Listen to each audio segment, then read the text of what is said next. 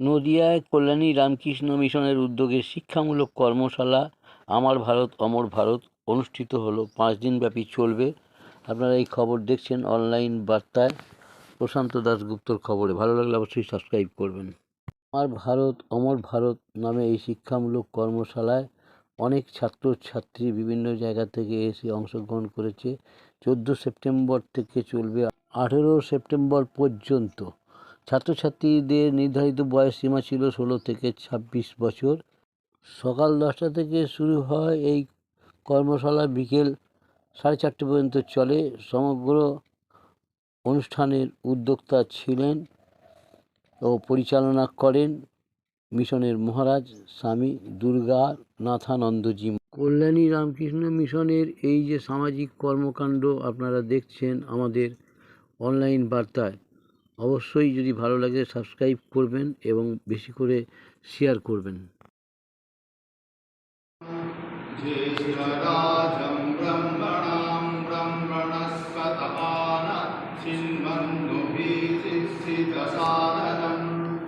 ॐ हंसाय विद्महे परमहंसाय धीमहि तन्नो हंसः प्रचोदयात्। ॐ नमः हिरण्यवाहवे हिरण्यवर्णाय हिरण्यरूपाय हिरण्यपतये अम्बिकापतये उमापतये पशुपतये नमो नमः। वितगं सत्यं परं ब्रह्मपुरुषं कृष्णपिङ्गलम् ऊर्ध्वरेतं विरूपाक्षं विश्वरूपाय वै नमो नमः।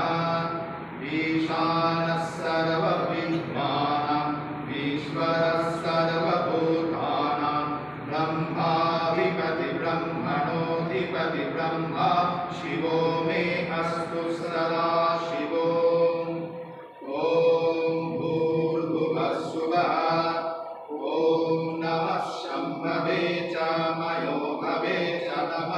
शंकराय च मयस्कराय च नमः शिवाय च शिवतराय च। ॐ असतो मा सद्गमय तमसो मा ज्योतिर्गमय मृत्योर्मामृतं गमय। यो वेदादोस्वरः यो वेदान्ते च प्रतिष्ठितः तस्य प्रकृतिर्लीनस्य यः परस्य महेश्वरः सदाशिवो। ॐ शान्तिः शान्तिः शान्तिः। हरिः ॐ तत्सत्। श्रीरामकृष्णार्पणमस्तु।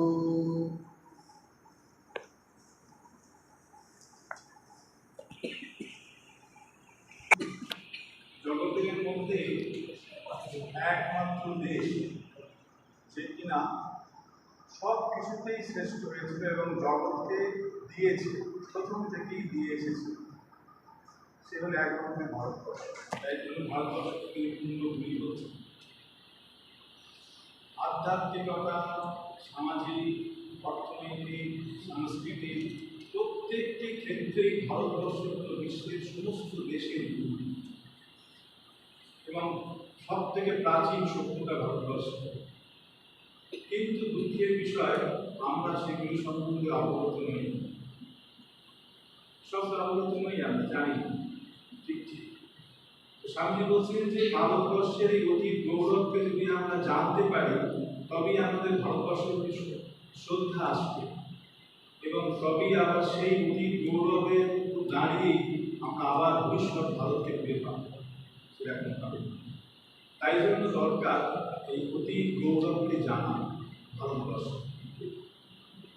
প্রত্যেকটি ক্ষেত্রেই দেখা গেছে আমাদের এখানে যেমন সম্পদ মানে প্রাকৃতিক সম্পদ, তেমন আমাদের অন্যান্য ক্ষেত্রে, বৈজ্ঞানিক ক্ষেত্রে, প্রত্যেকটি ক্ষেত্রে। আমি ছোট্ট একটি উদাহরণ দিতে পারি। আমরা জানি যে মাধ্যাকর্ষণ শক্তির আবিষ্কার করেছিলেন কে? Isaac Newton বলিত। কিন্তু আইজ্যাক নিউটনের জন্মের প্রায় 1500 বছর আগে ভারতবর্ষে এর আবিষ্কার হয়ে গেছে।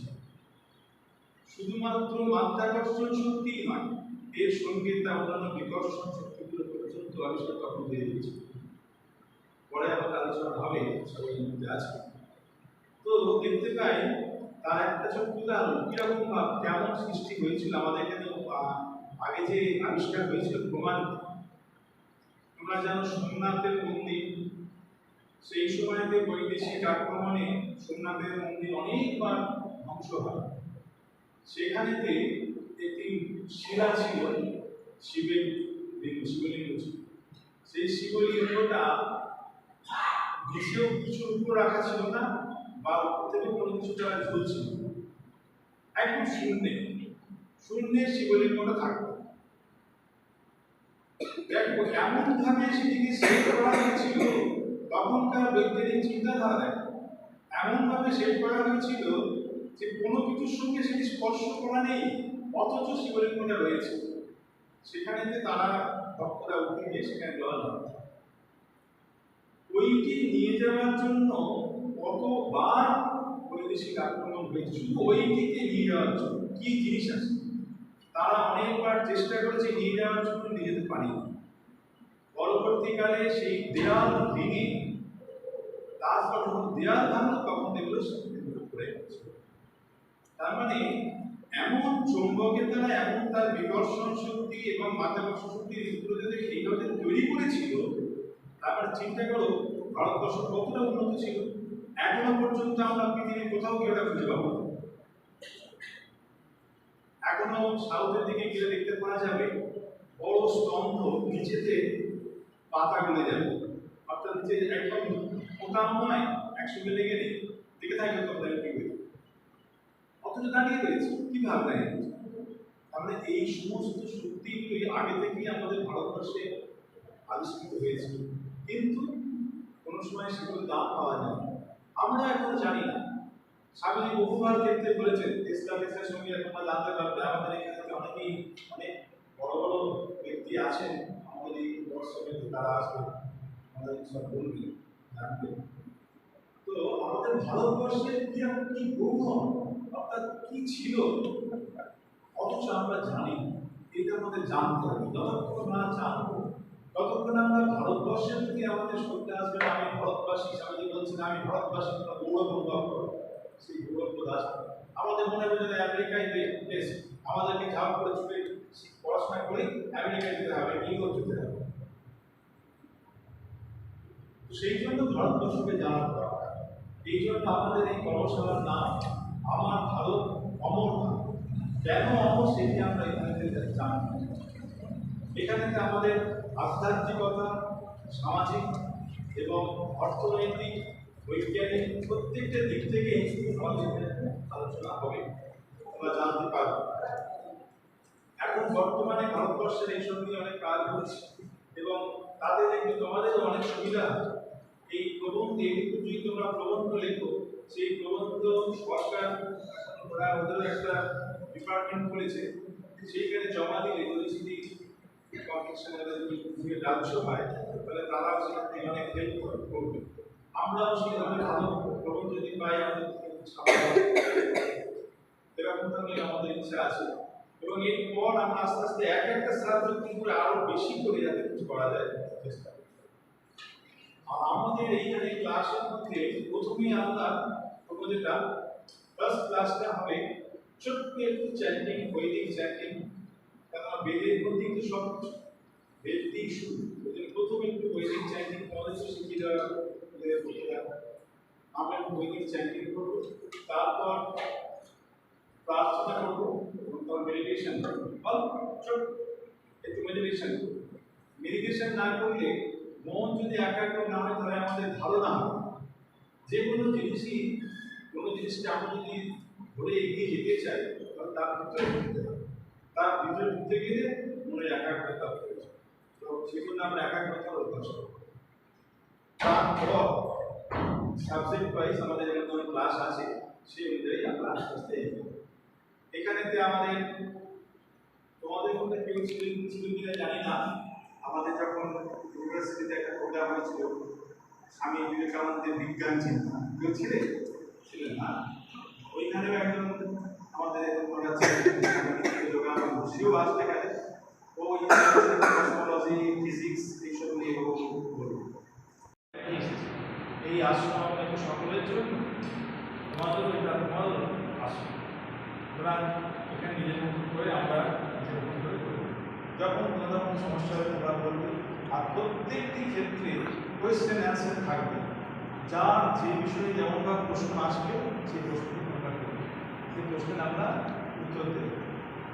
আলোচনা করতে করতেই হোক বা পরেই কোয়েশ্চেন অ্যান্সারে থাকবে, তখন তোমরা কোয়েশ্চেন অ্যান্সার তোমরা অনুসরণ করবে। আমরা শুরু করবো এখন প্রথমে চ্যানেলটি, তারপর তোমরা শুনবে, শুধু তোমরা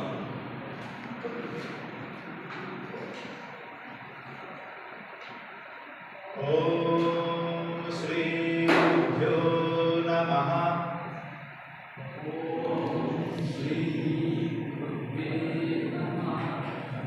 হরি ওম। सहना भवतु सहनो भुनक्तु सह वीर्यं करवावहै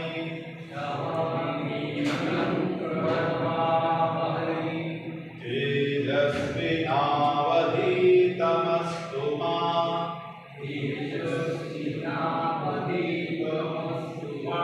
विद्विषावहै। ओम शांति शांति शांति। ओम शांति शांति शांति। हरि ओम हरि ओम। संस्कृत उच्चारণের রীতি হচ্ছে আমাদের যেমন হলো মুক্তস্ব, আলোকস্ব, মূর্ধন্যস্ব, তিনটে স আছে তো, তিনটে স্বর উচ্চারণ করতে ঠিক হবে। যেটা দন্তস্ব মানে দাঁত, দন্ত মানে দন্ত বর্ণ, দাঁতে জিভটা রয়েছে, দন্তস্ব। বুঝলেন? স স। তালব্য মানে তালুকে থেকে, তালব্য স স। আর মূর্ধন্যস্ব মানে হলো মূর্ধায় থেকে, অর্থাৎ স স স। মূর্ধায় থেকে স স স দন্তস্ব। এই হচ্ছে সংস্কৃতের রীতি। আর ন আছে, একটা হচ্ছে মূর্ধন্য, একটা দন্তন্য। একই রকম, দন্তন্য মানে দাঁতে ন, আর মূর্ধন্য ন ন। মূর্ধায় মূর্ধা মানে এখন টাকা ন, তখন এরকম। আমরা বাংলায় উদ্দস্ত জ, উদ্দস্ত অ দুটো বলি। সাধারণত এখানেতে উদ্দস্ত জটাই ব্যবহার হয়, উচ্চারণ হয় উদ্দস্ত অয়ের য় য়। যখন জ খোলা দেওয়া হয় তখন য়। ভ্য হয় বা খোলা ভ্য, ভ্য ভ্য মানে জ খোলা দেওয়া হয় ভ্য য় য়। তো আমাদের এই ছিল উদ্দস্ত জয়।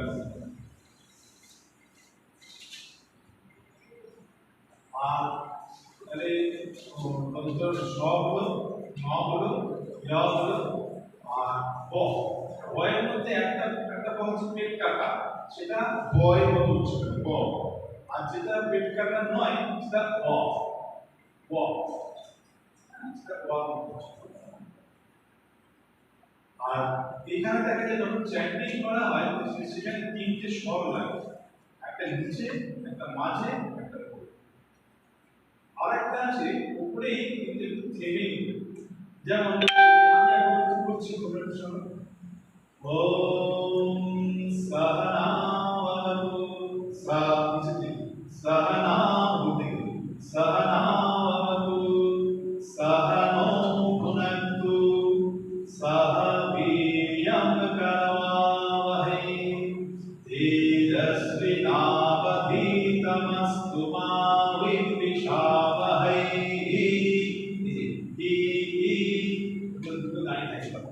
সেটা হচ্ছে এরকম থেকে তো এরকম ভাবে এগুলো নিয়ম। আর এর সঙ্গে যখন আমরা করবো তখন প্রথম শুরুটায় গুরুকে যেমন প্রথমে করতে হয়, গুরুকে বাংলা প্রথমেই শ্রী গুরুদেব শেষকালে শান্তি শান্তি আছে, তিনবার শান্তি আছে। প্রথম শান্তি হলো আধ্যাত্মিক শান্তি, দ্বিতীয় শান্তি হলো আদি দৈবিক শান্তি, তৃতীয় হলো আদি ভৌতিক শান্তি। আদি দৈবিক মানে কি? আমাদের এই যে দৈহিক এবং মানসিক যে সমস্ত বিঘ্ন আছে, শরীর খারাপ, অসুস্থ হয়ে পড়লাম, মন খারাপ, এইসব হলো আধ্যাত্মিক দিক। আর আদি দৈবিক হলো প্রচন্ড বর্ষায় দুর্বন্যা হয়ে যাচ্ছে, খরা, দুর্ভিক্ষ কিংবা ভূমিকম্প, এই ধরনের যে ধরনের হচ্ছে আদি দৈবিক। আর আদি ভৌতিক বাইরের কোনো জীবজন্তু থেকে বা কোনো কুকুর কামড়ে তার জন্য আমার সমস্যা। কোথায় এই যেমন আমাদের বিভিন্ন ধরনের ভাইরাস ব্যাকটেরিয়া ইত্যাদি থেকে আমাদের সমস্যা, এগুলো হচ্ছে আদি ভৌতিক। এই তিন রকম বিঘ্নের যাতে শান্তি হয় সেই জন্য তিনটে শান্তি, শান্তি শান্তি শান্তি হরি ওম। আর ওম আমাদের বেদের ওম হচ্ছে, ওম মানে কি? এটা হলো ব্রহ্মের বাচক। মানে সমস্ত কিছুর মধ্যে আমরা সাধারণত কি হয়, ছোট্ট একটি কথা, এই যে আমাদের শরীর মন বা আমরা বলতে বোঝাই এই আমার সারবস্তুটা কি? যেমন ধরো এই টেবিলের সারবস্তু কি? কাঠ। টেবিলের এটা পায়া, এটা টপ, এটা ইত্যাদি সব আছে বটে, যেগুলো সব কিছু সার হলো কাঠ। কোনো জায়গাটা এমন নেই যেখানে কাঠ নেই, সব কাঠ দিয়ে তৈরি। অর্থাৎ টেবিলটার সবটা হলো কাঠ। ঠিক সেরকম এই জগতের সংসারের সমস্ত কিছু যা কিছু আছে তার সব এক, সেটি সর্ববস্তুতে সব জায়গায়, যেমন বইটা এখানে আছে এখানে নেই, তাই এখানে নেই, ব্রহ্মবস্তু তা এখানে আছে এখানে সব জায়গায়। এখন আমাদের ক্লাস হচ্ছে বলে এখানে সব বইগুলো নিয়ে এসে রেখেছি, বিকেল বেলায় থাকবে কিন্তু ব্রহ্ম সর্বত্র সব সময় আছে। সেই জন্য সব সময় কাজ সময় নির্দিষ্ট কালের নির্দিষ্ট হয়। আবার এই বস্তুটার মধ্যে কাগজ আছে, এই বস্তুটার মধ্যে কাগজ আছে কিন্তু এর মধ্যে কাগজ নেই, তার মানে বস্তু জগৎ ছিল। ব্রহ্মমূর্তি তা সর্ববস্তু সব জায়গায় তিনি ছাড়া কিছু নেই। অর্থাৎ এই জগৎ সংসারের পুরো সবটাই হলো যা তাকে বলে ব্রহ্ম। সে তিনজন ব্রহ্ম, পরব্রহ্ম, সেই এক এক। এইবার সেই পরব্রহ্ম যিনি, তাকে আমরা জানতে পারছি, দেখতে পাচ্ছি। কারণ তাকে দেখা যাচ্ছে, সর্ববস্তু দিয়েই হয়েছে, জানা যাচ্ছে। আমরা যেমন আমাদেরকে যা দেখতে পাচ্ছি, আমি কোনটা দেখতে পাচ্ছি, আমার ভিতরে আমি ফিল করছি যে আমি আছি, আমি আছি, কিন্তু আমি কোনটা, দেহটা না মনটা, বুদ্ধিটা, কোনটা দেখতে পাচ্ছি, কিন্তু আমি তো আছি।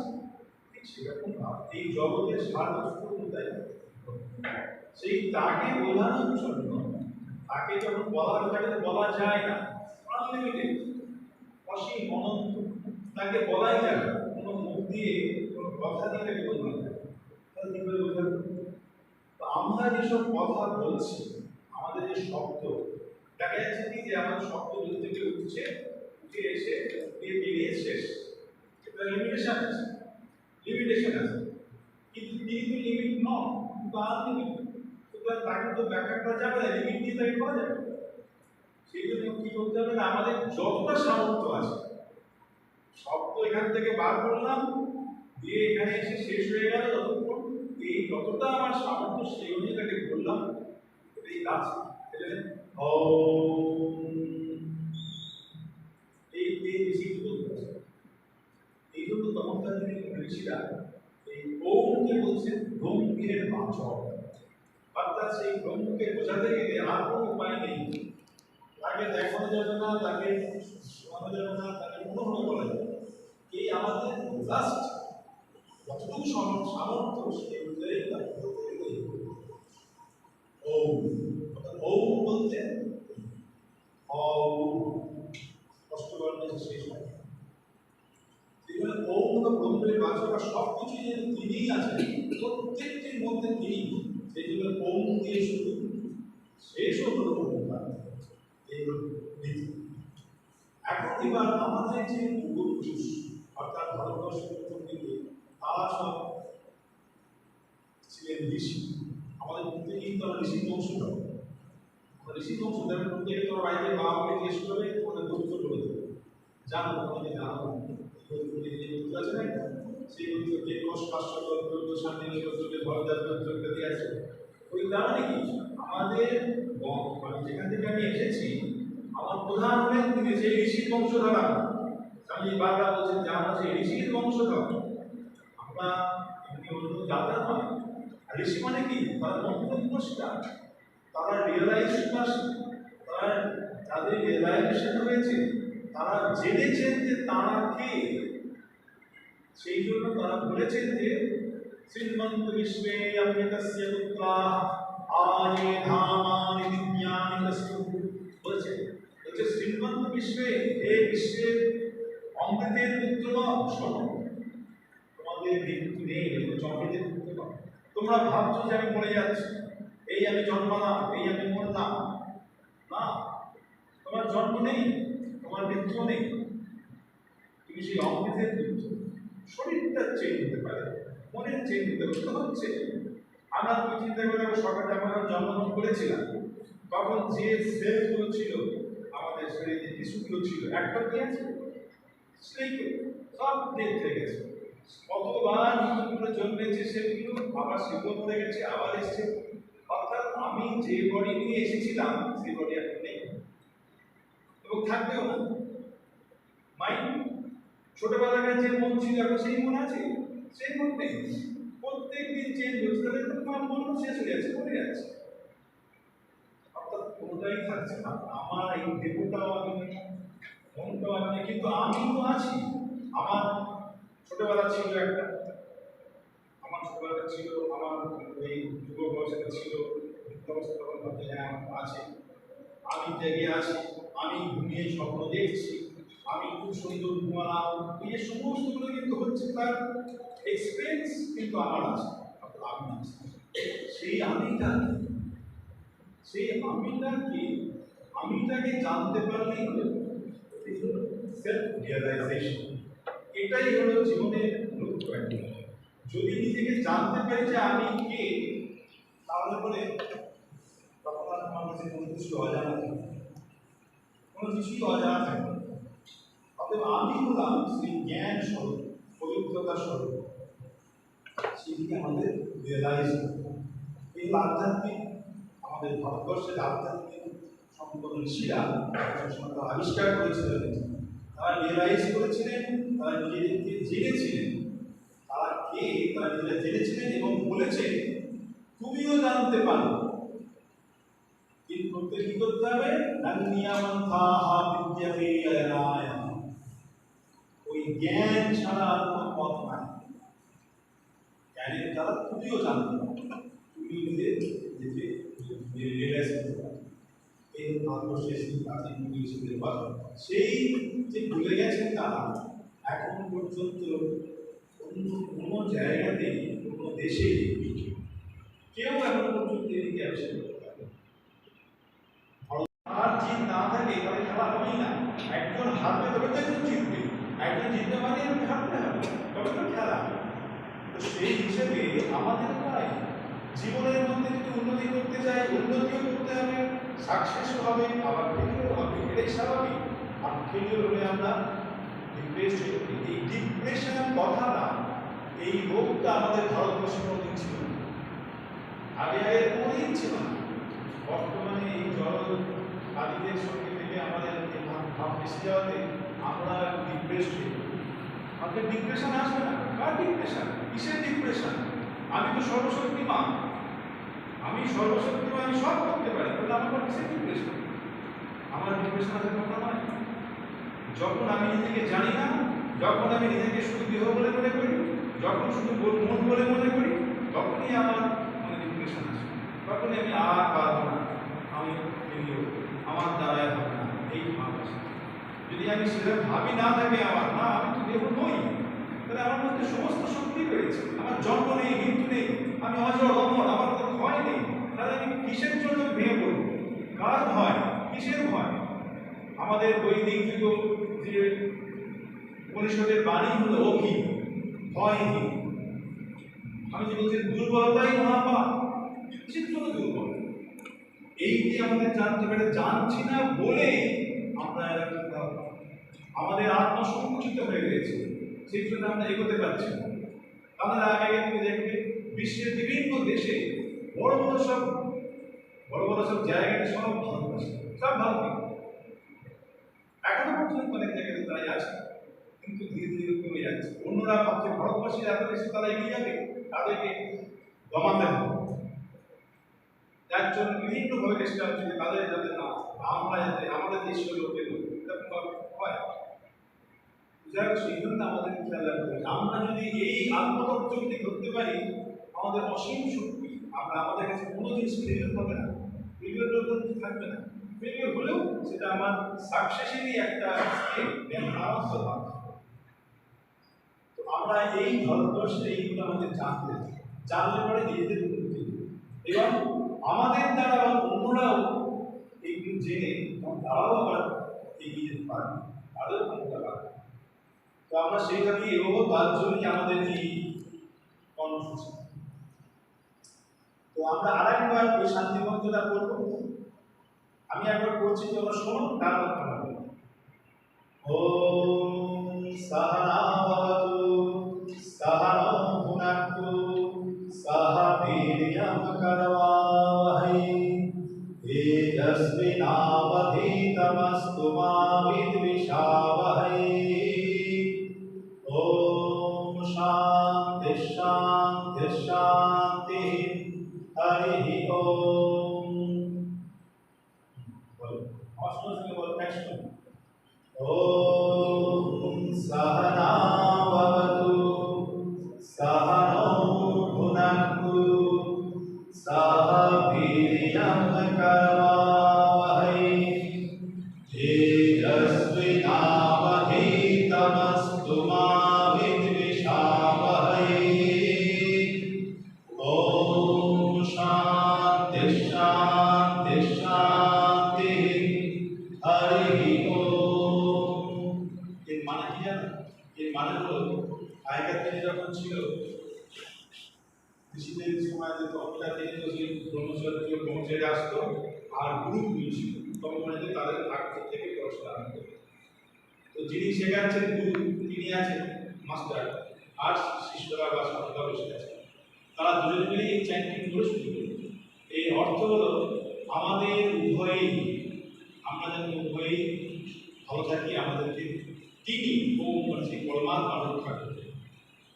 আমাদের বিদ্যার দান করুন, আমরা যেন বিদ্যা লাভে সমর্থ হই, এবং আমাদের যেন তেজের সঙ্গে সেই বিদ্যাকে গ্রহণ করতে পারে।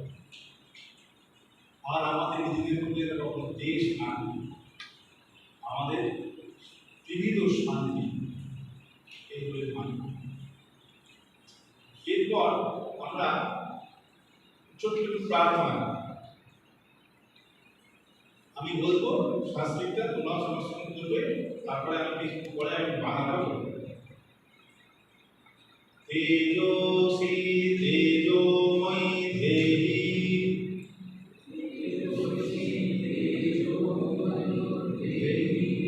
তুমি তেজ স্বরূপ আমায় তেজস্বী করো।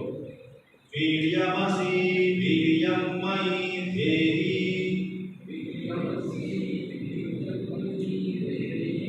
তুমি মনোবল স্বরূপ আমায় মনোবলে বলীয়ান করো। বলমসি বলময়ী দেবী, তুমি দেহবল স্বরূপ আমায় দেহের বলে বলীয়ান করো। ওজসি ওজময়ী দেবী,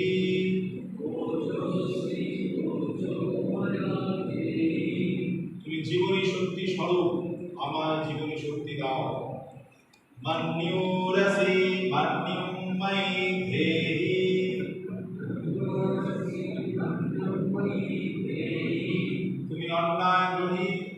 অন্যায় দূর করো।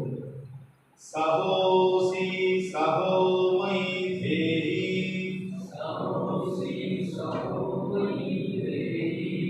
মূর্তিমান সত্য শক্তি আমায় সহনশীল করো। ওম আসতো মা সদ্গময়া অসৎ থেকে আমাকে সৎ পথে নিয়ে চলো। তামসো মা জ্যোতির্গময়া অন্ধকার থেকে আমাকে আলোকে নিয়ে চলো। মৃত্যুর্মা অমৃতঙ্গময়া মৃত্যু থেকে আমাকে অমৃতে নিয়ে চলো। সর্বে ভবন্তু সুখিনঃ সবাই সুখে থাকুক। সর্বে সন্তু নিরাময়াঃ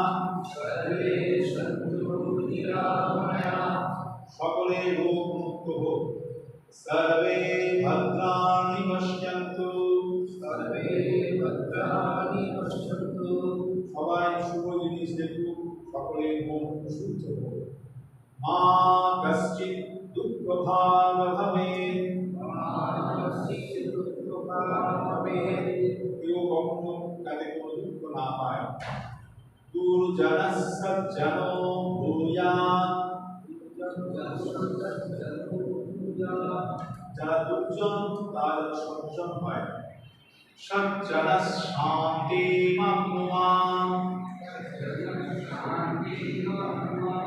যারা সজ্জন তারা শান্তি লাভ করুন। শান্ত মুচ্যেত বন্ধেভ্যো যিনি শান্তি লাভ করেছেন তিনি যেন বন্ধন থেকে মুক্তি লাভ করেন। মুক্তশ্চ অন্যান বিমোচয়েৎ যিনি মুক্ত হয়েছেন তিনি যেন অন্যকেও মুক্তের চেষ্টা করেন। এগুলো হচ্ছে আমাদের প্রার্থনা। এরপর আমরা ছোট্ট একটি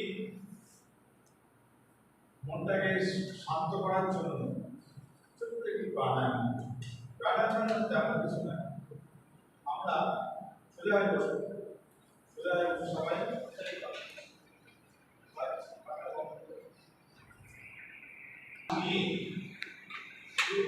ওমকার বলে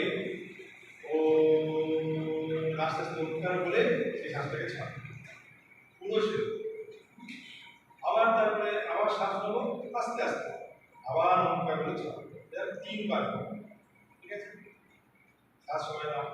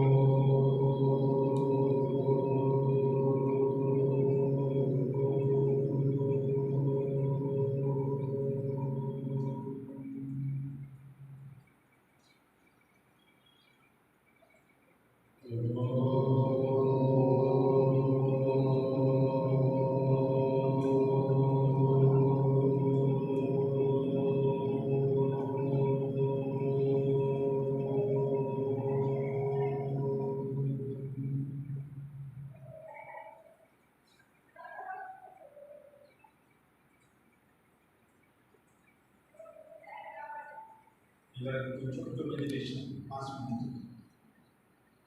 চুপচাপ নিজেই নিজের দিকে অর্থাৎ নিজের মুখে হৃদয়ের মধ্যে যেন জ্যোতি একটা জ্যোতি রয়েছে সেই দিকে তুমি লক্ষ্য করো, সেখানে মনটাকে কনসেন্ট্রেট করো।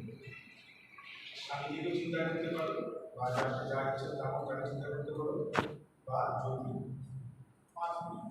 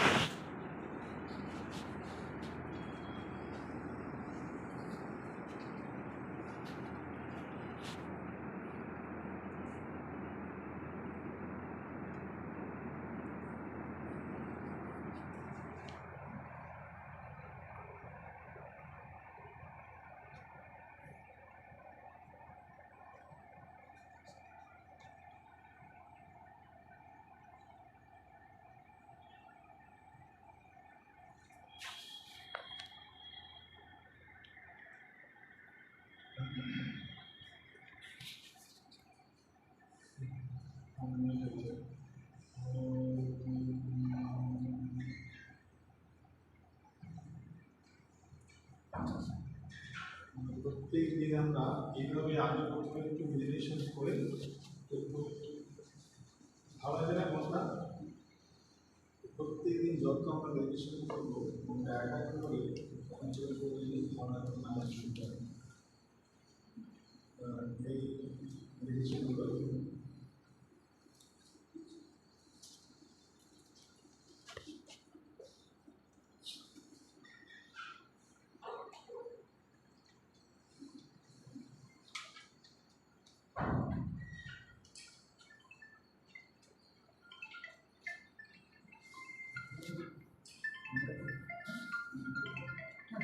দেখবে কি কি করে শুনে শুনে তো দেখা যায় না, কান দিয়ে দেখে শিখছে মানে হচ্ছে তার মানে তার সামনে কিছু এক্সিস্টিং ম্যাটেরিয়াল রয়েছে যেটা থেকে সে দেখে ব্যাপারটাকে অনুধাবনগতভাবে বুঝতে পারছে। তো এখানে সেই পদ্ধতি ব্যবহার করা হয়েছে। দেখা যাচ্ছে যে লেখার পদ্ধতি তখন থেকে চালু ছিল ভারতবর্ষে, এটা কোনো পরবর্তীকালের ইনভেনশন নয়।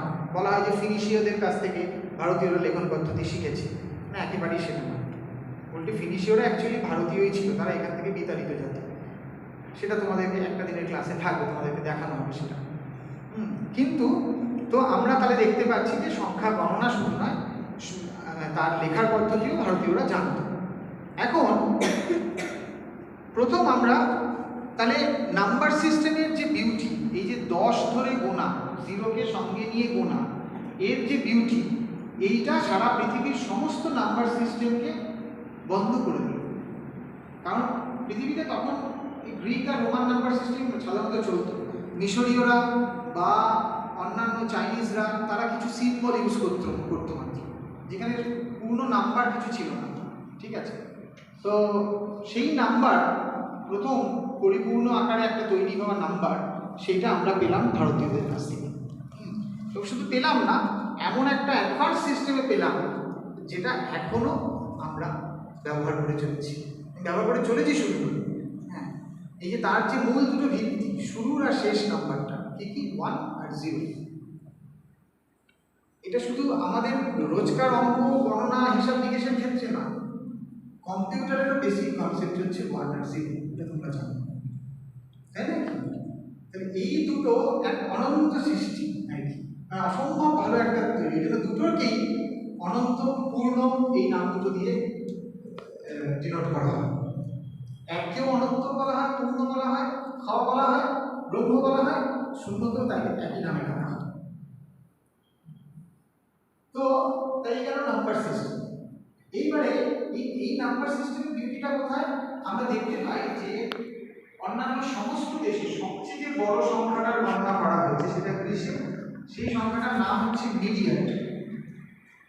মিডিয়াট, MYRIOD।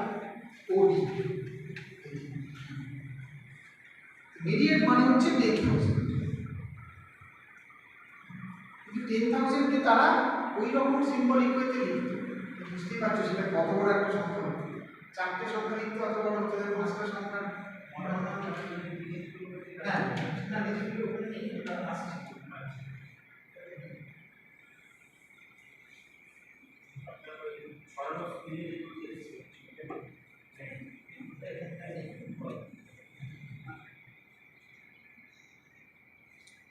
এই যেটা আমি তোমাদেরকে বললাম যে সবাই আমাদের ধারণা যে আর্যভট্ট আবিষ্কার করেছে this is the first claim that Indian invented concept of zero around 5th century আর্যভট্টের সময়কাল 5th সেঞ্চুরি ধরা হয় this is the first claim আর্যভট্টের শূন্য নিয়ে সাধারণ কোনো কাজই নেই ঠিক আছে তো এটা চলে আসছে অ্যাটলিস্ট 8-10,000 BC হ্যাঁ কবে থেকে এসেছে আমরা জানি না তবুও মোটামুটি এই সময়টা আমরা ধরে নিচ্ছি এবং এই ইন্ডিয়ান কনসেপ্টকে ডমিনেট করার জন্য অ্যাকচুয়ালি এই কনসেপশনটা চালু করা হয়েছিল যে যখন দেখা গেল যে ইউরোপিয়ানদের কাছে এর কোনো সমাধান নেই তাদের কাছে এমন কিছু ম্যাটেরিয়াল নেই যেটা দিয়ে তারা ইন্ডিয়ান সিভিলাইজেশনের এই জায়গাটাকে কভার আপ করতে পারে তখন তারা দেখলো যে তাদের নিয়ারেস্ট আর কোন সিভিলাইজেশন আছে যেখানে তাদের আধিপত্য আছে অথচ সেটা ইন্ডিয়ান সিভিলাইজেশনের প্রায় সমকক্ষ হচ্ছে সেটা হচ্ছে মধ্যপ্রাচ্য মেসোপটেমিয়ান সিভিলাইজেশন যেটা ব্যাবিলনিয়া আসিরিয়া ইত্যাদি হ্যাঁ ওখানে বেশ কিছু ক্লে ট্যাবলেট পাওয়া গেছিল ওখানকার ধ্বংসাবশেষ থেকে যেখানে অঙ্কের অনেক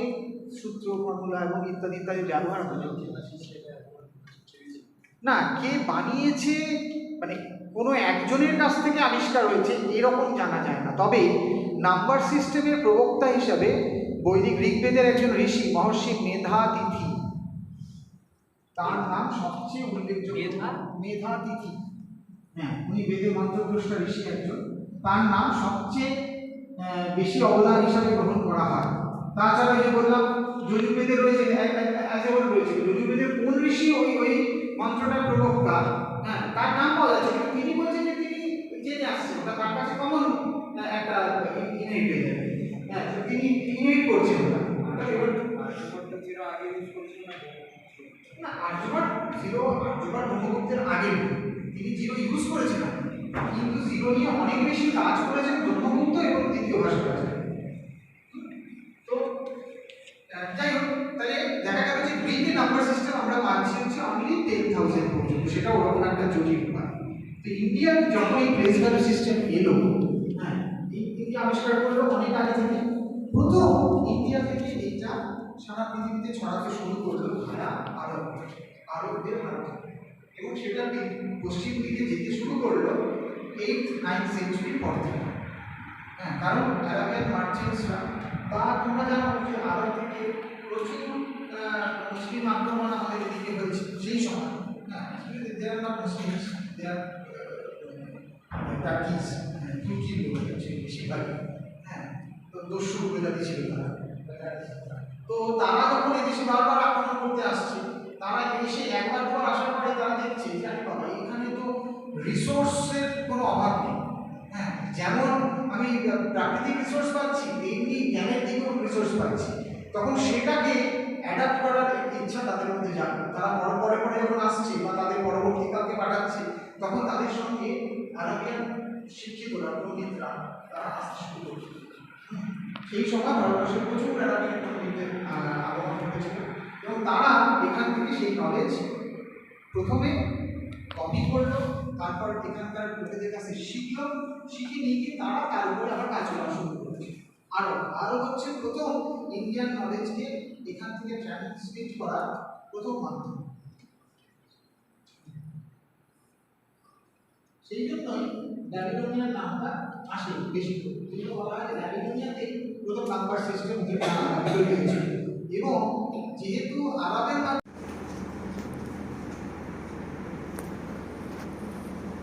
বৈদিক মন্ত্র উচ্চারণ প্রার্থনা এবং ধ্যানের মাধ্যমে আজকের কর্মশালার শুভ সূচনা করেছেন রামকৃষ্ণ মিশন কল্যাণের সম্পাদক স্বামী দুর্গানাথ নন্দ মহারাজ। তার আশীর্বাদের পর আজকের এই শিক্ষামূলক কর্মশালার সূচনা করছেন ব্রহ্মচারী রাজীব মহারাজ। রাজীব মহারাজ প্রাচীন ভারতের গৌরব বিষয়ক গবেষণার কাজ করেন। ওনার লেখা বেশ কিছু বই আছে, সেই বইগুলি গবেষণা এবং রামকৃষ্ণ মিশন কল্যাণীর উনি একজন সদস্য। তার পাশাপাশি প্রাচীন ভারতের গৌরব নিয়ে কাজ করা একটি গবেষণামূলক সংস্থার সঙ্গে উনি যুক্ত আছেন। দীর্ঘদিন নিরলসভাবে প্রাচীন ভারতের গৌরব বিষয়ে উনি কাজ করে আসছেন। এছাড়াও আমরা মহারাজের অন্য পরিচয় পাই, উনি একজন উচ্চ মার্গের তবলা প্লেয়ার এবং ওনার সাংগীতিক জ্ঞানও অনেক উচ্চ মার্গের। আমরা রামকৃষ্ণ মিশন কল্যাণের ভক্ত, সেবক এবং এই কর্মশালায় যারা অংশগ্রহণ করছেন তাদের সকলের পক্ষ থেকে মহারাজকে প্রণাম জানাই। কর্মশালার প্রথম দিনে আজকে প্রথম ক্লাস হবে evolution of number system, arithmetic and algebra, the Indian contribution, এবং এই ক্লাসগুলি হবে প্রশ্নোত্তরের মাধ্যমে। প্রথম পর্বের আজকের অনুষ্ঠানে মহারাজকে শুরু করবার জন্য অনুরোধ করছি।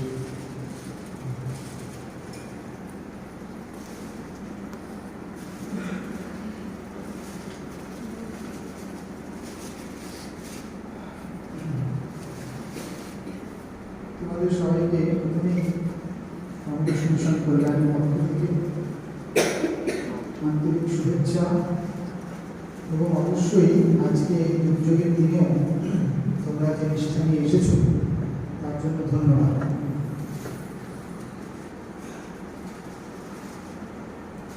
আগামী 5 দিন আমরা সারাদিন প্রায় একসঙ্গে থাকবো, একসঙ্গে কাটাবো। সেখানে তোমাদের কাছে এর মধ্যেই যে বিষয়বস্তু এটা তোমরা পিছনে টেক্সটাতেও রয়েছে যে কী কী বিষয় এখানে আলোচনা হতে চলেছে। প্রায় 9টা সাবজেক্ট এখানে আছে। স্বাভাবিকভাবে অনেকের কাছ থেকেই আমাদের কাছে এটা একটা মানে প্রস্তাব বলুন বা যাই বলো এসেছে যে 5 দিন ব্যাপী ওয়ার্কশপ, এটা খুব কঠিন একটা কাজ। আর তারপরে এমন একটি বিষয় যেটা স্বাভাবিকভাবে আমাদের চর্চার মধ্যে নেই। এই ধরনের বিষয় নিয়ে বিশেষ করে এই বঙ্গভূমিতে চর্চা খুব কম হয়। কিন্তু আজ থেকে 40-50 বছর আগেও বাংলাতে সবচেয়ে বেশি কাজ হয়েছে এই ধরনের বিষয়, চর্চা হয়েছে সবচেয়ে বেশি। স্যার আশুতোষ মুখোপাধ্যায়ের পরিচালনায়, তারপরে আচার্য সত্যেন্দ্রনাথ বসু, মেঘনাথ সাহা, এদের সান্নিধ্যে থেকে আরও বেশ কিছু গুণী মানুষ তখন এই বিষয় নিয়ে অনেক কাজ করেছিলেন। কিন্তু তারপরে যে কোনো কারণেই হোক আমরা অনেকটা পিছিয়ে পড়েছি। তো সেই অবস্থা থেকে আবার উত্তরণের একটা চেষ্টা। আর চেষ্টাটা কেন? দেখবে তোমরা অনেক কথা শুনে থাকবে, স্বামীজির একটি কথা আছে যে জন্ম থেকেই তোমরা মাতৃভূমির জন্য বলি প্রদত্ত। বলি প্রদত্ত মানে এটা এরকম মানে জোর করে টেনে নিয়ে গিয়ে হাঁড়ি কাঠে গলা দেওয়ার মতো না, তা নয়। চাই বা না চাই আমরা জন্মসূত্রেই বেশ কয়েকটি ঋণে আবদ্ধ হই। তার মধ্যে মা বাবার ঋণ থাকে, তার মধ্যে ঋষি ঋণ থাকে, এবং তার মধ্যে অন্যতম একটি থাকে যেটাকে দেশ ঋণ বলা হয়। এই দেশের কাছে আমাদের ঋণের পরিমাণ অপরিসীম। কিন্তু শুনতে খারাপ লাগলেও একটু ভালো করে ভেবে দেখলে বোঝা যাবে যে আচ্ছা, সত্যি কথা বলতে গেলে নেগেটিভিটি বা বর্জ্য পদার্থ ছাড়া আমরা দেশকে কিছু ফিরিয়ে দিতে পারি কি? কিন্তু নিচ্ছি তো সেই জন্ম লগ্ন থেকেই নিয়ে যাচ্ছে সমস্ত কিছু, খাদ্য, বস্ত্র, বাসস্থান, এই দেশ থেকে নেওয়া। আরেকটা ছোট্ট পরিসংখ্যান তোমাদেরকে দিই। আমরা প্রত্যেকে যারা আমরা পড়াশোনা করেছি, করছি, আগামী দিনেও যারা করবে, আমরা সবাই, তোমরা জানো কিনা জানি না, আমাদের প্রত্যেককে একটা স্ট্যান্ডার্ড এডুকেশন দিতে, মোটামুটি গ্র্যাজুয়েশন বা মাস্টার ডিগ্রি পর্যন্ত পড়াশোনা করাতে দেশে খরচ হয় 20 থেকে 22 লক্ষ টাকা। এটা আমি বেশ কয়েক বছর আগে হিসাব করছি, এখন হয়তো সেটা আরো বেড়ে যেতে পারে। তো ভেবো না যে এটা টাকার খোটা দেওয়া হচ্ছে না, এটা আমাদেরকে বুঝতে হবে। মূল্য দিচ্ছি কেন? মূল্য বোধের জন্য। তো সেই জায়গা থেকে আমাদের কি কিছুই করণীয় নেই, এবং এটা কিন্তু আমাদেরকে ভাবতে হবে। এই যে 20 থেকে 22 লক্ষ টাকা আমাদের পিছনে দেশ খরচা করছে, দেশ মানে কে খরচা করছে? দেশের প্রত্যেকটা মানুষের 1 পয়সা করে হলেও সেখানে রয়েছে। অতএব তাদের প্রতিও আমাদের প্রত্যেকের একটা দায়িত্ববোধ, কর্তব্যবোধ, এটা থাকাটা আবশ্যক। সেটা কে কিভাবে করবো সেটা আলাদা কথা। কেউ ডাক্তার হয়ে সেবা দিতে পারে, কেউ ইঞ্জিনিয়ার হয়ে সেবা দিতে পারে, আমরা সাধু হয়ে এসে সেবা দেওয়ার চেষ্টা করছি, অন্যান্য ডাক্তার মাধ্যমে যেভাবে পাচ্ছি। প্রত্যেকের মানসিকতাটা যেন এটা থাকে যে আমরা কিছু সেবা যেন তাদের কাছে তুলে দিতে পারি। এই জন্যই স্বামীজির এই কথা যে জন্ম থেকে তোমরা দেশের জন্য, মাতৃভূমির জন্য পরিচিত। মহারাজ বলে গেলেন একটু আগে, সেটা করার জন্য স্বামীজি কতগুলো পয়েন্টস দিয়েছিলেন। তার মধ্যে প্রথমেই তিনি বলছেন যে অতীতের গর্ভেই ভবিষ্যতের জন্ম, যত পারো অতীতের দিকে তাকাও, যে অতীত গৌরবের কথা দেশবাসীর কাছে তুলে ধরবে সেই দেশের বড় উপকার করবে। কেন বলছি এই কথাটা? তাহলে আমরা কি দেশের কথা, দেশের কথা জানি না, শুনি না? সত্যিই জানি না। দেখো, এক্ষুনি যদি তোমাদেরকে জিজ্ঞাসা করি আজকে দেশের কথা হচ্ছে, ওই ভাবনা থেকে না, একদম নিউট্রালি চিন্তা করো। যদি জিজ্ঞাসা করি, আচ্ছা 4টে একদম প্রথম শ্রেণীর বিজ্ঞানীর নাম বলো তো, 4 জন বলো।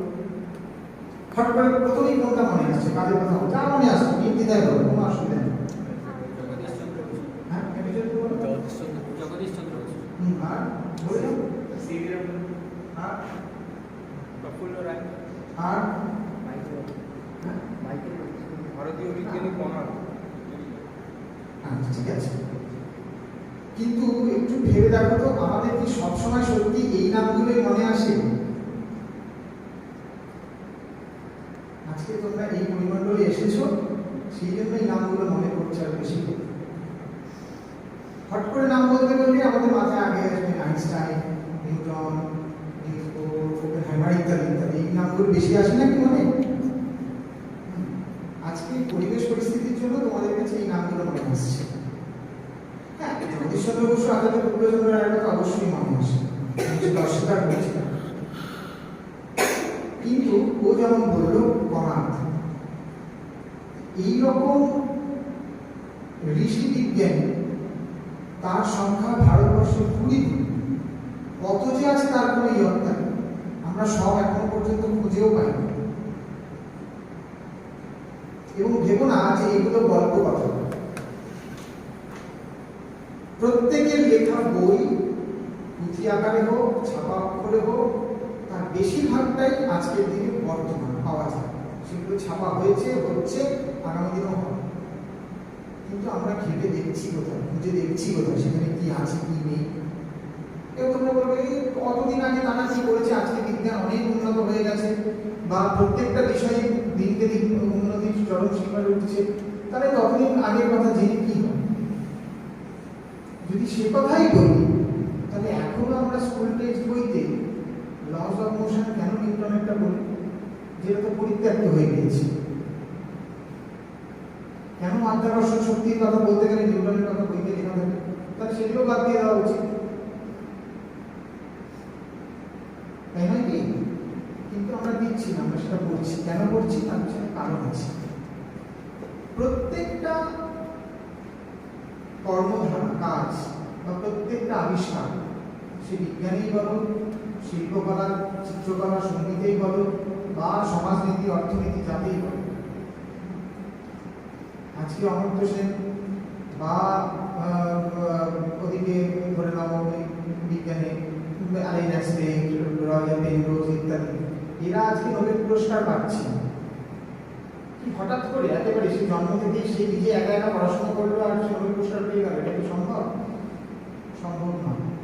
তাকে তার পূর্বপুরুষদের কাজ জানতে জানতে জানতে জানতে এসে সেইটা থেকে শিখে তার উপরে সে তার নিজস্ব চিন্তা ভাবনার যখন প্রতিফলন ঘটাচ্ছে, তখন সে এমন একটা জায়গায় পৌঁছচ্ছে যেটার যোগ্যতার চরম সীমা, তখন সে নিজে নোবেল লটারি চলছে বা ইত্যাদি। ওইটা যদি বাদ দিয়ে দিই, ওই আগের অংশটা, তাহলে ওই মানুষটার বা তার কাজের কোনো দামই খুঁজেই পাওয়া যাবে না কোথাও। আজকে লজ অফ গ্র্যাভিটেশন পরিত্যাক্ত হয়েছে, তার বদলে কি আসলো না আইনস্টাইনের থিওরি অফ রিলেটিভিটি। কিন্তু যদি ওই তত্ত্বটা না থাকতো, তাহলে কিসের বেসিসে আইনস্টাইন তার থিওরি অফ রিলেটিভিটি তৈরি করতেন? এটাকে বলা হয় হাইপোথিসিস। যে কোনো কাজ তার হাইপোথিসিস ধরে চলে, তার আগে যে কাজটা হয়েছে সেই কাজটা এই পর্যন্ত হয়েছে, তারা এই রাস্তা দিয়ে দেখেছে, গিয়ে এইখানে পৌঁছানো যাচ্ছে, কিন্তু এটা তো সবটা হলো। এইবার ওখান থেকে আবার আমাকে নতুন করে হাঁটা শুরু করতে হয়েছে, কিন্তু আগে আমাকে এই রাস্তাটা তো চিনতে হয়েছে। এই রাস্তাটা কোথা থেকে চিনতে? যে আগের রাস্তায় হেঁটেছে তারটা দেখে আমি সেই রাস্তা চিনতে পারছি। সেই জন্য যে কোনো বিষয়ে ইতিহাস এবং তার দর্শন, অর্থাৎ কি দৃষ্টিভঙ্গি, কি চিন্তা ভাবনা নিয়ে সেই কাজটা করা হয়েছে, এই দুটো জানা অত্যন্ত গুরুত্বপূর্ণ। একমাত্র এই ভারতীয় উপমহাদেশ, তার আশপাশের কয়েকটি মাত্র দেশ, বাংলাদেশ, পাকিস্তান, শ্রীলঙ্কা, এরকম কয়েকটি মাত্র দেশ ছাড়া পৃথিবীর বেশিরভাগ দেশে history and philosophy of subjects একটি অবশ্য পাঠ্য বিষয়।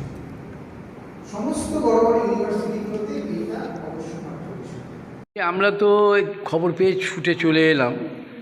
এই জল, বৃষ্টি, বিপর্যয়, চারিদিকে লোডশেডিং, তার মধ্যে চলে এলাম আজকে আপনাদের কল্যাণী রামকৃষ্ণ মিশনে যে ওয়ার্কশপ চলছে ছাত্রছাত্রীদের নিয়ে, সেই বিষয়ে কি বলবেন আজকে? আপনি কি মানে এতক্ষণ ধরে তো শিক্ষা দীক্ষা বক্তব্য সবই কিছু হলো, কি বলবেন আজকের দিনে? হ্যাঁ, প্রাকৃতিক বিপর্যয় হলেও ছেলেদের মধ্যে যে এই চেতনা এসেছে যে স্বামীজির কাজ এবং এই ধরনের একটা ভালো অনুষ্ঠান হচ্ছে, ভালো গেলে আমরা শিখতে পারবো, এই বোধটা তাদের মধ্যে যে এসেছে, এটাই সবথেকে বড় দেখার মতো। আমরা হয়তো বলে থাকি যে এখনকার দিনে ছেলেদের মূল্যবোধ নেই, তারা সবসময় একেবারে খুব নিচুর দিকে নেমে যাচ্ছে, তাদের বেশিরভাগ ক্ষেত্রেই আমরা তাদের নেগেটিভ দিকটা দেখে থাকি। কিন্তু আজকে এই অবস্থা দেখে আমাদের পজিটিভ দিকটাই চোখে পড়বে, যে এত জল বৃষ্টি চলছে তবু এখানে ওয়ার্কশপ একটা হবে এটা জেনে তারা ঠিক সময় মতো জল হচ্ছে সেগুলিকে অগ্রাহ্য করেও এসেছে। এবং আমাদের যে ওয়ার্কশপটা হচ্ছে সেটির মূল যেটি বিষয় হলো আমার ভারত অমর ভারত।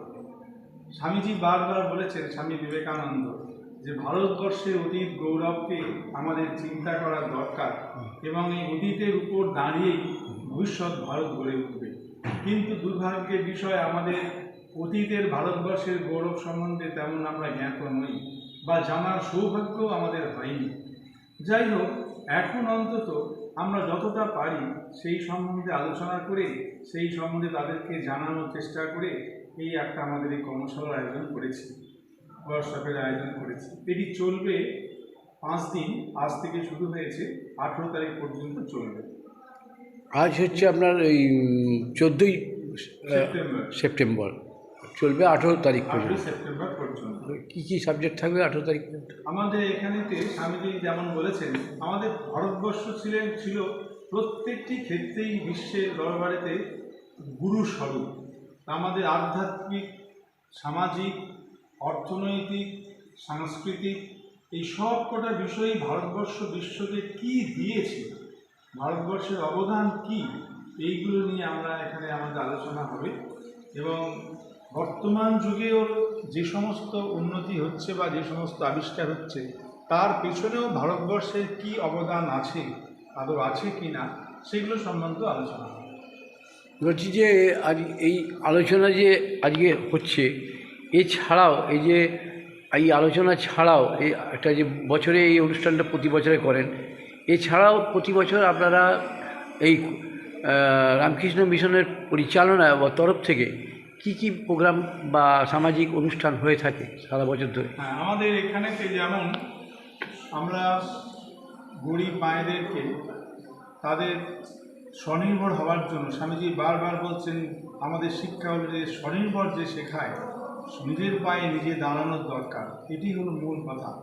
তো সেই জন্য যাতে নিজের পায়ে নিজে দাঁড়ায় তার জন্য আমাদের এখানে গরিব মায়েদেরকে নিয়ে একটা সেলাই প্রশিক্ষণ শিবির আছে, সেটি চলে। আর এক একটা ব্যাচ চলে যায়, আবার নতুন নতুন ব্যাচ আসে। এছাড়া কৃষকদের, গরিব লোকদের নিয়ে তাদের গরিব কৃষকদের, হ্যাঁ, গরিব কৃষকদের ভার্মি কম্পোস্ট সার, কেঁচো সার প্রস্তুতকরণ, তারপরে ওই মাশরুম চাষের পদ্ধতি, এইসবগুলো শেখানো হয়। এগুলো সব আপনি ফ্রিতে শেখান? সব এই রামকৃষ্ণ মিশনের সহযোগিতায় সাহায্যে হয়? সব রামকৃষ্ণ মিশন বিনামূল্যেই শেখায়। আর কি কি করে? আর এছাড়াও আছে আমাদের এখানে যোগা। শরীরটা ঠিক না রাখলে পরে তো হবে না, ওই জন্য এখানে আমাদের থেরাপিউটিক যোগা ক্লাসের ব্যবস্থা, থেরাপিউটিক যোগা সেখানে মায়েরাই শুধু এখন পর্যন্ত মায়েরাই শেখে। দুটি ব্যাচেতে মায়েদের যোগা শেখানো হয়। তাও ফ্রিতে শেখানো হয়? ফ্রিতে? হ্যাঁ, ওটা ফ্রিতেই, তবে যদি কেউ কোনো কিছু দিতে চায় সেটা আলাদা ব্যাপার, কিন্তু ফ্রিতে শেখানো হয়। আর এছাড়া আমাদের গরিব ছেলেদের স্কুল থেকে বাচ্চাদেরকে তাদের আমরা যেমন জন্মাষ্টমী ছিল, জন্মাষ্টমীতে তো গোপাল পুজো করা হয়, সবাই আমরা কৃষ্ণের পূজা করি, কিন্তু আমরা ওই বাচ্চা ছেলেদের মধ্যে গোপালকে পূজা করছি, জ্যান্ত গোপাল। অর্থাৎ তাদের ওই বাচ্চাদেরকে নিয়ে এসে তাদের কপালে ফোঁটা দিয়ে, ফুলের মালা দিয়ে, তাদের ঘরে যে সমস্ত জিনিস দরকার, ব্যাগ, খাতা, পেন বক্স, পেন্সিল বক্স, তার সঙ্গে খাওয়া দাওয়ার ছাতা ইত্যাদি সব কিছু দিয়ে তাদের পূজা। আবার ওই স্কুলের মেয়েদেরকে নিয়ে, বাচ্চা মেয়েদেরকে নিয়ে এই দুর্গাষ্টমীতে কুমারী পূজা হিসেবে করি, জ্যান্ত দুর্গার পূজা। তো তাদের এরকমভাবে করা হয়। এছাড়া প্রত্যেক মাসে তৃতীয় রবিবার খুব গরিব বৃদ্ধা মায়েদেরকে, প্রায় 150 জন মায়েদেরকে আমাদের এখানেতে সেবা পূজা করা হয়। তাদের ওইভাবে সুন্দর করে কপালে চন্দনের ফোঁটা দিয়ে, গলায় ফুলের মালা দিয়ে, তাদের চাল, ডাল, সয়াবিন, আলু, মুড়ি, চিনি, সুজি ইত্যাদি 7-8টা আইটেম থাকে। তাদের প্রত্যেক মাসেই এই সপ্তাহে তৃতীয় রবিবার, মানে মাসের তৃতীয় রবিবার তাদের দেওয়া হয়, মানে এই মিশনের তরফ থেকে। হ্যাঁ, আমরা এখানে তাদের করে দেওয়া হয়। তাদের খুবই গরিব, তারা কেউ হয়তো ভিক্ষা করে খায়, কারোর হয়তো সামর্থ্য নেই, ছেলে পিলে আছে কিন্তু দেখে না, এমন হয়তো কারোর কিছুই নেই, একাই রয়েছে, এই ধরনের মানুষদেরকে আমাদের এখানে দেওয়া হয়। এছাড়াও এই দুর্গাপুজো আসছে, এই সময়তে আমাদের বস্ত্র বিতরণ বা খাওয়ানো দাওয়ানো হবে। আবার শীতের আগে বস্ত্র বিতরণের সাথে তো খাওয়াও। আচ্ছা। আবার এখানেতে কম্বল বিতরণ হয় শীতের আগে, কম্বল। আবার তার সাথেও খাওয়া দাওয়া করানো হয়? হ্যাঁ, তখন আমাদের মানে খাওয়া দাওয়াটা একদম মানুষকে সেবা করিয়েই ছাড়েন। আচ্ছা, তারপর আর কি? এইগুলো আমাদের আপাতত এগুলো চলছে। তারপরে এখানে একটি চ্যারিটেবল ডিসপেন্সারি আছে, সেখানেতে বিনা পয়সায়, বিনামূল্যে ডাক্তাররা দেখেন এবং ওষুধও আমরা বিনা পয়সায় দিয়ে দিই। এছাড়াও কাছাকাছি অনেক গ্রামগুলো আছে যেখানেতে চিকিৎসা ব্যবস্থার তেমন সুযোগ নাই, সেই সব জায়গাতে আমাদের এখানে মেডিকেল মোবাইল ভ্যান চলে যায়, ডাক্তার সেখানে যান ওষুধপত্র নিয়ে, সেখানে রুগীদেরকে দেখে তাদের ওষুধ দিয়ে আমরা আসি বিনা পয়সায় সবই। আচ্ছা, বলছি যে এই যে মায়েরা যারা আসে এবং যারা শিশুরা যারা আসে, কুমারী পুজো হয়, এরা সংখ্যায় কত? 1 শতাধিক? এই বছরেতে আমাদের এই বছরে কুমারী পুজোতে 65 জন কুমারী আসবে। আচ্ছা, গোপাল পুজোর সময় তো আমাদের রকম ভাব ছিল, কিন্তু খুব অবস্থা মানে আকাশের ওয়েদার ভালো ছিল না, একটু কম হয়েছে, তবে সেগুলো তো তাই হয়েছে। আচ্ছা, বলছি যে এই এই অনুষ্ঠান আজকে বিষয় কি আছে? আজকে আমার ভারত অমর ভারত ছাড়া হ্যাঁ, আমার ভারত মানে ভারতবর্ষের গৌরব গাথা। আর 5 দিন ব্যাপী যে চলবে, হ্যাঁ, কি কি বিষয়? এর মধ্যে আমাদের মেডিকেল সায়েন্স, তারপরে ফিজিক্স, কসমোলজি, এবং তারপরে তার সঙ্গে থাকছে আমাদের চিকিৎসা শাস্ত্র থাকছে, তার সঙ্গে ভাস্কর্য শিল্প, স্থাপত্য ভাস্কর্য সম্বন্ধে থাকবে, এরপর থাকবে বায়োলজি থাকবে, প্রত্যেকটা সায়েন্স এবং শিল্প সংস্কৃতি, ম্যাথামেটিক্স থাকবে, তারপরে থাকবে আমাদের সবথেকে বড় কথা হচ্ছে আধ্যাত্মিক, আমাদের যে ভারতবর্ষের যেটি প্রধান অ্যাসেট আধ্যাত্মিক তত্ত্ব, সেগুলোও থাকবে। এর সঙ্গে সঙ্গে কিছু কিছু মোটিভেশনাল স্পিচ থাকবে। বলছি যে আজকের এই যে অনুষ্ঠান, এই বিপর্যয়ের মধ্যে যে এত বড় অনুষ্ঠান সকাল থেকে শুরু করেছেন, বিকেল 4:30-5টা পর্যন্ত চলবে, অনেকে স্পিচ দেবে, লম্বা স্পিচ, হ্যাঁ, বিবেক জাগ্রত হওয়ার জন্য ছাত্রছাত্রীদের। তা এই বিপর্যয়ের মধ্যে যে অনুষ্ঠানটা যে সাফল্য হলো, তার জন্য কতটা আনন্দ উপলব্ধি করছেন? হ্যাঁ, নিশ্চয়ই আমাদের তো অবশ্যই খুবই আনন্দ, ভালো লাগছে এই কারণে যে ছেলেদেরকে তারা আসছে, তারা ইন্টারেস্টেড, এবং তাই নয় তারা নিজেরা খাতা পেন নিয়ে সেগুলো লিখে নিচ্ছেন বা জানছেন, কোয়েশ্চেন অ্যান্সার সেশন রয়েছে, তাদের প্রশ্ন করছে বা করবে, এই যে তার মানে তাদের মধ্যে যে ইন্টারেস্ট জাগ্রত হয়েছে, এটাই সব থেকে বড়। আমাদের তো অন্য কিছু নেই, আমরা স্বামীজির কাজ করছি, অর্থাৎ স্বামীজি যেমন সেই চাইতেন বা যেমন বলছেন সেই অনুযায়ী তেমনভাবে আমরা চেষ্টা করছি।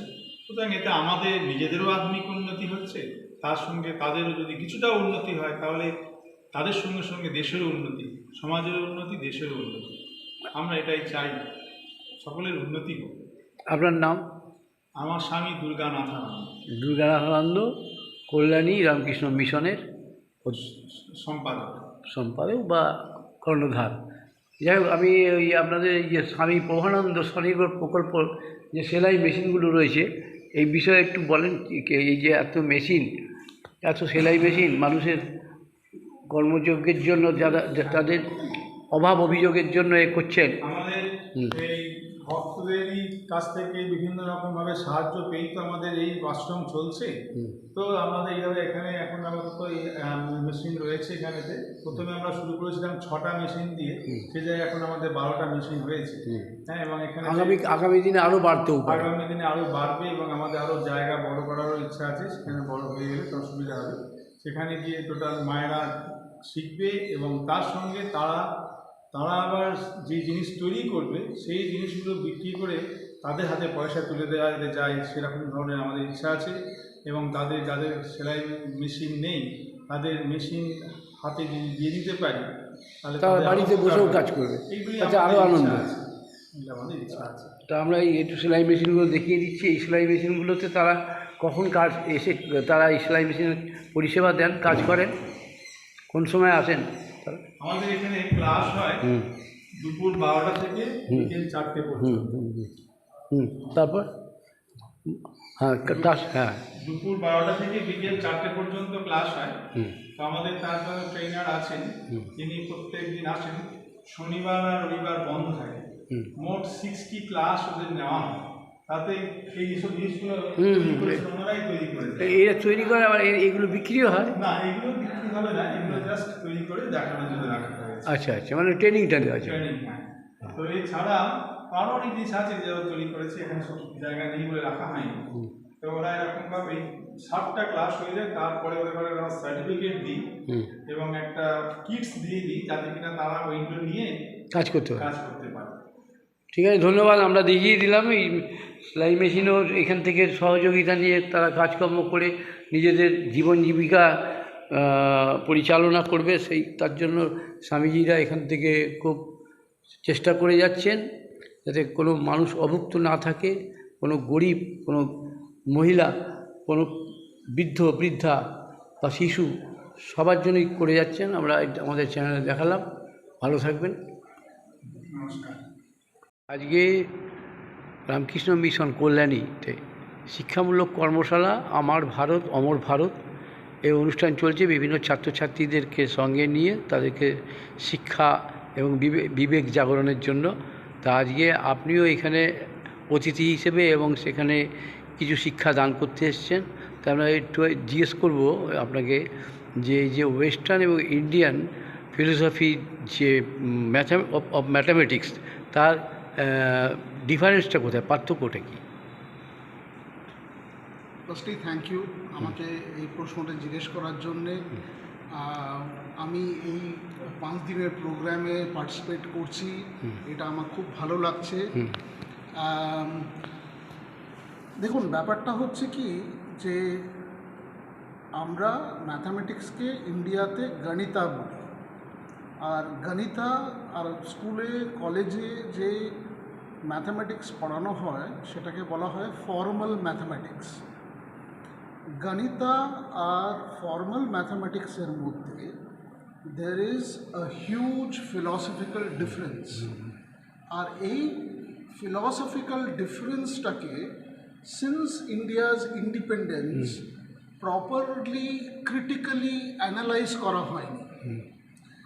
আপনি যদি দেখেন whether স্বামী বিবেকানন্দা আর ইন্ডিপেন্ডেন্সের পরে একজন ছিলেন ধরমপাল, উনি ইন দ্য 1950s চেয়েছিলেন যে বিকজ ইউ সি 1857-এর পরে when the Macaulay education system was established in India, ওরা ওই এডুকেশন সিস্টেমটা এস্টাবলিশ করেছিল উইথ আ পারপাস।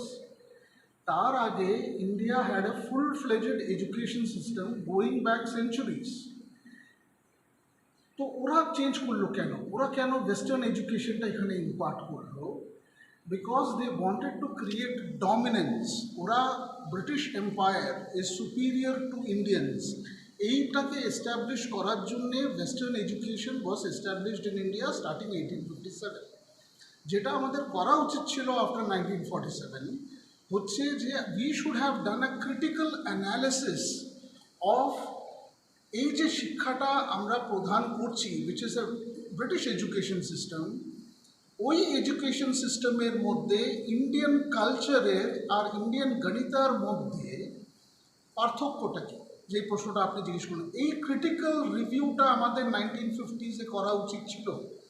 আর 1950s-এ এই ক্রিটিক্যাল রিভিউটা করার জন্যে ধরমপাল যা যা ইনফরমেশন দরকার ছিল সেই ইনফরমেশন নিয়ে ইন্ডিয়াতে এসেছিলেন, and he wanted this critical review to happen.